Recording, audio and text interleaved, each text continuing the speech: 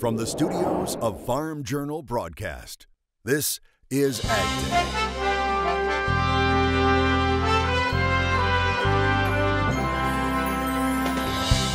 Today on AgDay. And the decline in the barometer this month was driven mostly by farmers' weakening perceptions of current conditions on the farm. A new Purdue Ag Economy report, and producers are feeling the pinch. I'm Betsy Gibbon. Water from up north is traveling down the Missouri River and flooding fields just in time for harvest. We have an update from Iowa ahead in the show. And not just a bunch of bananas here. See what authorities found underneath. AgDay, brought to you by the Chevy Silverado, the most dependable, longest-lasting full-size pickups on the road.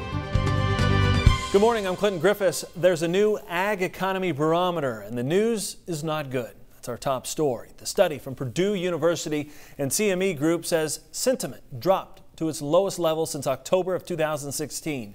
The September barometer reading was 114. That's down 15 points since August. Experts say farmers are expressing concern over worsening financial conditions. When we ask people, would they say that their farm operation today is better off, worse off, or about the same compared to a year ago, the percentage of people saying worse off jumped from 47% to 54%. And as you look at that data, notice that that's the worst reading we've had in well over a year with respect to the percentage of people saying they were worse off than a year earlier. Also on the September survey, 33% of producers said they expect their farm's financial condition to be worse a year from now. That's up 15 points compared to June. And we talked to farmers ahead of the Ag Barometer release and what they're seeing and feeling about their farms. Well, I think on the China tariffs, I think if that doesn't get resolved by next planting season, it's going to affect the amount of soybeans that are going to be planted. I think guys might go a little more corn, and that might affect the prices later on. But that has to probably get resolved, within the next few months. Ag lenders are watching the situation closely, leading to some tough conversations. Alan Hoskins of American Farm Mortgage says, well, he's not seeing a big uptick in delinquency rates today. It could become a reality next spring. I would anticipate that on the cash grain side, the delinquency may not start showing its head until February, March of next year for that reason. Virginia Tech's David Cole says the agricultural recession is in its 6th year, and the main item providing cushion for farmers is the value of land. We're 6 years in on this one. The thing that's holding us up is our land values. If land values started coming off, we could be in some serious trouble because land, think about this, is 2.8 of the $3.5 trillion farm balance sheet. So it's 81% of the balance sheet. So it still gives producers the option to refinance. The 2014 Farm Bill has expired, so what should farmers do now? Agriculture Secretary Sonny Perdue is trying to alleviate fears. He told Politico the critical parts of ag and food policy will continue. He says SNAP benefits will still flow and the farm safety net will remain in place. Perdue also saying he expects the ranking members of the House and Senate Ag committees to keep working over the next few weeks so that remaining barriers to a new farm bill can be overcome. President Trump expected to visit Iowa next week. We'll be doing something very important in Iowa. According to Reuters, that foreshadowing during the U.S.-Mexico-Canada Agreement press conference is referring to an announcement on E15. Sources telling Reuters that President Trump is expected to visit Council Bluffs, Iowa next Tuesday to lift the summer ban on higher blends of ethanol and gasoline. The report says the president may also tighten restrictions on the trading of ethanol blending credits to help keep prices down for refineries. The I-80 Harvest Tour is brought to you by the Enlist Weed Control System. More weed control, less drift and volatility, maximum yield potential. The USDA reports the corn and soybean harvest is ahead of a 5-year average in Iowa, but that's not the case for everyone in the state, especially in the western corner. Betsy Gibbon shows us what they're facing in this morning's I-80 Harvest Tour. It's slow moving at Mike Schropp's farm in Crescent, Iowa. I don't know, there ain't nothing to do. Everything's ready. The combine is parked and will likely stay put for a while. Mud up to here. Tires showing remnants of what lies in the field. I won't get stuck because I'm chicken. The reason for the harvest delay is flooding along the Missouri River. Pockets of South Dakota and Iowa received too much rain, and all of that rain is heading downstream. Areas north collecting roughly 6 inches of water. some areas more, flooding pastures, fields, and roads mid-September. Schropp, who farms along the Missouri, is feeling the aftermath. Even the upland ground, the water table's so high that the water can't get away. Creeks are all backing up, nothing's running into the river, and it's bad. Not all farmers are seeing flooding, but they are having harvest delays. Farmers in western Iowa, eastern Nebraska, and southern South Dakota have been out of the field due to misting rain, some since late last week. Even though USDA's crop progress report says Iowa farmers as a whole are ahead of harvest pace with both corn and soybeans. How much of your crop is underwater? Well, it's hard to say, but I would say probably 30 to 40% that we can't get right now. It's a loss to farmers like Schropp, who say they have a good crop, one which survived flooding earlier in the growing season. This is flooded twice right here. You know, it's too bad because there's really good beans out there, but we can't get to them. USDA saying in its September crop production report, Iowa farmers have a forecasted average soybean yield of 60 bushels per acre. Oh, there's been some beans cut around here, some early beans that were really good, so I don't know. They're probably 60, 70 anyway. Might even be more. USDA expecting a 206 bushel per acre corn yield for the state too. Oh, they're probably over 200 bushel corn here. Can't get to it. It doesn't look bad, but there's water out in the middle and drainage ditches clear full, and it's just going to be a real slow harvest. A quiet harvest, a wait for water to cease, and wheels to turn again in the field. Reporting in Crescent, Iowa, I'm Betsy Gibbon. Cindy Clausen joining us this morning for a continuing look at harvest conditions around the country. Good morning, Cindy. Good morning, Clinton. We're going to head to Goodwine, Illinois at the Goodwine Co-op in Iroquois County. They shared this photo on Twitter of the first load of corn in outside storage this year. Now they're hoping that this spot will hold 850,000 bushels. USDA says about half of the state's corn has been harvested. In its September report, the Department of Ag was calling for a staggering statewide average of 214 bushels to the acre. Interestingly, the Goodwine Co-op was established in 1889, making it the oldest in the state. Well, let's take a look at the wind forecast. We're going to have some pretty strong winds as a system moves through the central part of the country. Notice all the way from the Great Lakes down into the southern plains, but also notice over towards Montana, over into Wyoming, some stronger winds there. That's all going to be spreading to the east as we head through the day today as the front and the trailing low pressure system continues to push on off to the east. So as we get into the overnight hours, that moves through the Great Lakes, and then the stronger winds start to head into the northeast tomorrow. But we start to see some winds picking up again out west as we head into tomorrow afternoon. We'll have a look at your national forecast coming up in just a few minutes, but for now, here are some hometown temps. Your next piece of equipment is on MachineryPete.com. Search equipment from dealerships across the country to find what you're looking for. Only on MachineryPete.com. The focus right now may be on this year's harvest, but our analyst tells us why you may want to look ahead to the price of grain for next year. That's coming up. And after more than $1 billion in damages, farmers in North Carolina are now trying to clean up and calculate their futures. From the fields, Post Florence today on In the Country. In agribusiness, more of a mixed day for markets Tuesday, but soybeans are working hard to stay green. Let's see how things close from the floor of the CME in Chicago. The big news story of the day is what's happening in the wheat. About midday here, we heard news that there might be some shutdowns for Russian ports. There are about 30 ports that are in question in 2 of their main exporting regions that may have some phytosanitary concerns. And if that is the case, they would be shut down for cleaning and recalibration for 30 to 90 days. If that were the case, that could help U.S. exports quite a bit. So wheat responded with about a 13-14 cent rally there in a very short order.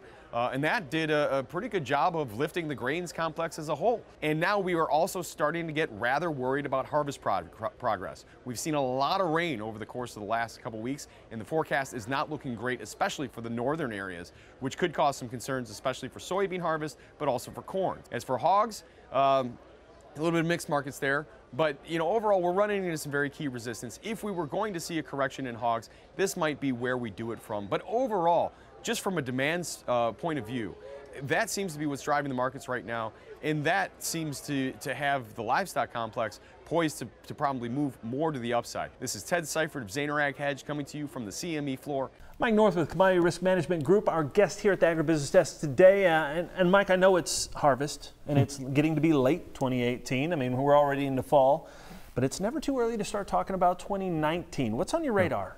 So as we go into fall and we look at where prices are and we talk about how things are yielding and we look at balance sheets, there's always the discussion of what am I going to plant next year? And those conversations are already in the mix. And so as you talk about where markets are trying to posture themselves in that conversation too. And as that's going on, we have corn at $4. We have beans north of $9.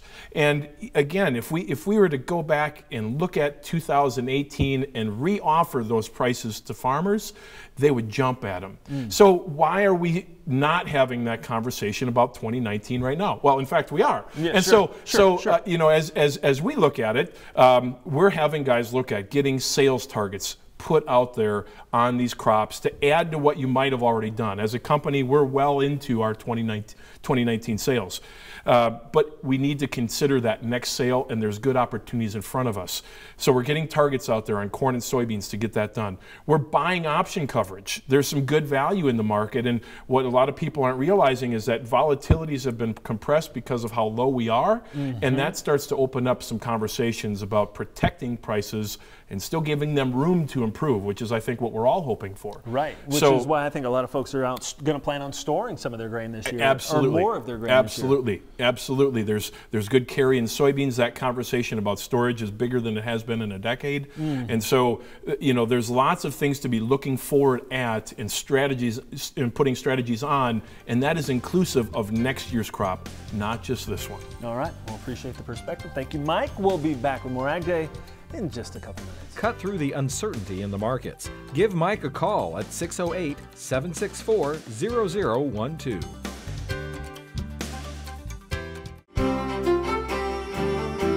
Welcome back to Ag Day here with Cindy Clausen, looking at the root zone moisture map. And Cindy, that area right there in Missouri still isn't out of the woods yet. Yeah, really not. In fact, it's gotten worse, at least as far as that root zone moisture over the last week. We've been seeing this dryness expand while areas all around have been getting some rain. Let's take a look. You can see where all the rain has been, and that's been in kind of much of the Corn Belt into parts of southern Wisconsin, a lot of Iowa, stretching back through northern Nebraska, South Dakota, and even into Montana. A lot of rain there. We've been hearing about flooding in those areas. And also you can see the remnants of Florence as they have been added now to our root zone moisture in much of the mid-Atlantic and starting to get into the northeastern states. And we've actually had some decent moisture down in the southeastern part of Texas. Obviously still very, very dry out in much of the west. Now, as we head into today, we've got one main system. We've got a cold front stretching from the northeast, but here's where the stronger part is, that because the other one's going to be moving off. We're going to be seeing stronger winds. We're going to be seeing some showers and thunderstorms with that. Let's put it into motion, and you can see that's going to be the real focus. The best moisture closer to the low, actual low. Notice a little bit of snow, especially right near the U.S.-Canada border. Now, as we head through tonight, we're going to see that cold front starting to head into much of the Corn Belt. Look for showers and thunderstorms there. We see a little more development out in the west as well. High pressure in much of the southeast, and then we start to see high pressure coming back into the upper Midwest as well. Heading through your Thursday, we'll start to see the showers and thunderstorms moving into the northeast, and we get a little bit of wet weather, some rain, and yeah, maybe even a little snow in parts of the Dakotas for tomorrow. All right, precipitation-wise, the past 24 hours really have been with the lows, and of course the remnants of Rosa as well, and that continues on up as we get into the east. We see that low pressure system, the front, moving on off to the east. So there's going to be several areas that are going to be seeing a good inch or so of rain, perhaps even more than that, 2, maybe even 3, especially closer to the upper Great Lakes. Temperature-wise, boy, are we warm. 80s, even around 90 right here in the nation's midsection. Behind the front, it's a lot cooler, and you're going to see those temperatures starting to come down as we get into tonight, as we see 20s and 30s in parts of the northern plains. Very warm and muggy as we see those low temperatures in the 70s in the southeast. And then tomorrow the highs are much different. Look at that. We are very cold in much of the Dakotas, in the north central United States. We still have those 80s though in the southeast. And a look at the jet stream. We are looking at a trough, and we're really going to see that. We've been talking about it yesterday, how we really see that ridge building in the east as we get into next weekend, and a big trough in the west. And so that's going to be bringing some really warm air to the east and some stormy weather and cool temperatures to the west. That's a look at your national forecast. Now let's check on the weather where you live. Susanville, California, some showers and thunderstorms for you today with a high of 67 degrees. Stewart, Iowa, windy for you, a chance for showers and thunderstorms with a high of 86. And Maynardville, Tennessee, partly cloudy with a high of 83.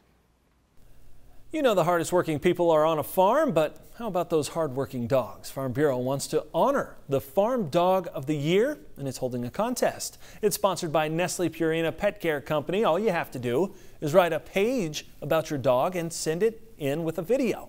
The top dog will get a year's worth of Purina dog food, along with $5,000 for the farmer and their family for travel costs to attend an awards ceremony. It will be held at the American Farm Bureau Federation Annual Convention in New Orleans next year. To enter and learn more about the contest, check out Farm Bureau's website. Coming up on the Packer TV report, what Walmart wants to do to better track foodborne illness outbreaks, and a whole lot more than bananas were found in this shipment. That story next. AgDay, brought to you by new Delaro fungicide for corn and soybeans. Achieve personal best yields. The Packers reporting Hurricane Florence caused more than $1 billion in damage to crops and livestock in North Carolina. That number coming from the North Carolina Department of Agriculture and Consumer Services. That amount far surpassing the $400 million in damages following Hurricane Matthew back in 2016. Breaking it down, it's estimated crops were hit the worst with almost $1 billion in loss. Livestock, poultry, and fish losses estimated at $23 million. We'll hear from farmers about those losses coming up. Walmart wants its leafy green suppliers to have digitally enabled traceability in place by this time next year. It comes in the wake of foodborne illness outbreaks linked to leafy greens. Direct suppliers will need to have one-step back traceability in place by the end of January, and end-to-end traceability is expected by this time next year. Walmart says it has created a low-cost, easy-to-use traceability system to make this happen. And look at what the Texas Department of Criminal Justice found when they opened donated boxes of bananas, 540 packages of cocaine. Department officials posting these photos on Facebook. The bananas were donated by the Freeport, Texas Port of America. They were already ripe and were scheduled to go to prisoners. They say one of the boxes felt different from the others, and when they opened it up, inside with the bananas, they found another bundle that turned out to be the cocaine. Now, according to investigators, the intended original recipient of the shipment isn't known. Experts have put a dollar figure on the losses in North Carolina from Hurricane Florence, but this is about so much more than money. Farmers talk about what they're facing and what they need right now, next in the country. In the Country, sponsored by Kubota. See the hardest working tractors in ag at Kubota.com or visit your local Kubota dealer today. The impact of Hurricane Florence on farmers in North Carolina is about much more than the losses of property, animals, and livelihood. Here are several farmers, in their own words, telling the North Carolina Farm Bureau what they need now. We got probably 2 feet more water this time than we did with Floyd. We found 23 alive and 30 that we put our eyes on that perished. So there's 70 still not accounted for. The birds, that was a complete loss. 100 miles an hour wind, and on top of the 30 inches, we had already had 60 plus inches throughout the year. We have just been saturated all year. But the rain from Florence has just been devastating. Throughout, I mean, you don't know if you're going to survive or not survive. It makes long nights. And so like the first one I found that had passed away was one that was a really good calf that we had showed when I was in high school, and that was the biggest punch in the heart. I told my son about the 4th or 5th day into this, I was waiting to wake up. But we'll fix it back up and start over and go again. I mean, you can't just quit. This is my home, you know. We don't need loans. We've already got loans. we need money to start over. The North Carolina Farm Bureau has set up a Florence Relief Fund. For more information, check out the North Carolina Farm Bureau's website, ncfb.org, or you can text FARM, F-A-R-M, to 91999. That's all the time we have this morning. We're sure glad you tuned in and spent part of your day with us. From all of us here at AgDay, I'm Clinton Griffiths. Have a great day.